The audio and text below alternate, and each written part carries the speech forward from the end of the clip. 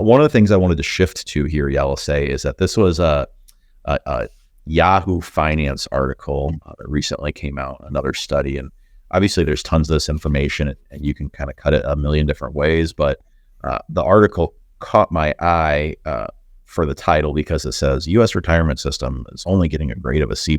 And, whatever, A, B, C, whatever.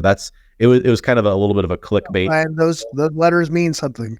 No, I know they do. It just caught my eye a little bit. So I'm jumping into it. And a big part of the rating, the reason that it's only at a C+ is related to pensions being funded, lack of companies offering a pension, and the pensions that are existing, some of them are running into trouble. But one of the things I wanted to just spend a minute on is it's interesting because according to a Census Bureau, 1 in 5 Americans will be or expected to reach retirement age by the year 2030.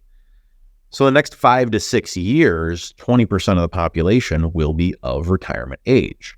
The more interesting thing to that is that this age group is the first to face the milestone that doesn't have a cushion of having the full Social Security benefit or a defined benefit pension plan. So meaning that we've talked about this a bunch, but Social Security is not fully funded right now. It's not guaranteed beyond another 10 years. So that is something that Congress obviously needs to figure out and fix.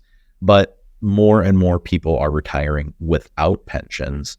So the article went on to say that this really is the first generation, the first grouping of people that don't have that large fixed income guarantee as they shift into retirement.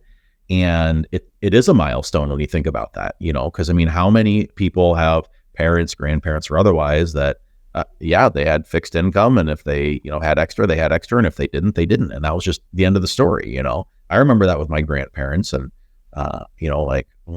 this time grandpa's taking us out to dinner, next time he's not, it depended on the month because of fixed income, right?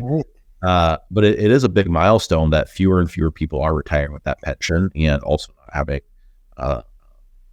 the total security on Social Security. So I thought that was really interesting. For me, that come into play when I'm assessing what it's like to live here in our country versus other countries that maybe have larger social safety nets, and actually the health of whether it's the private sector or even the government and its ability to fund those obligations.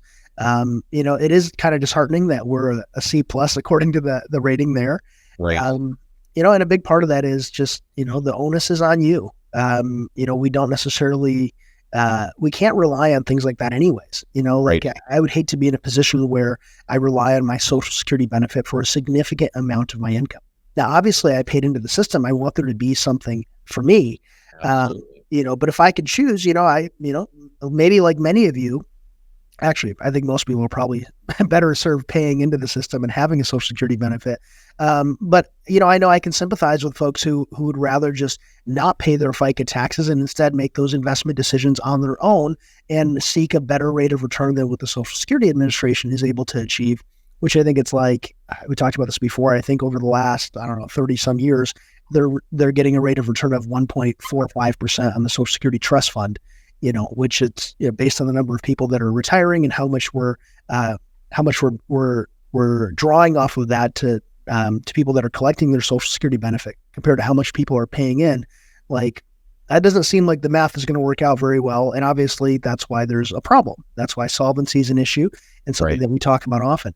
But it's one of those things that, the onus is on you. You have to make sure that you're making good decisions for yourself.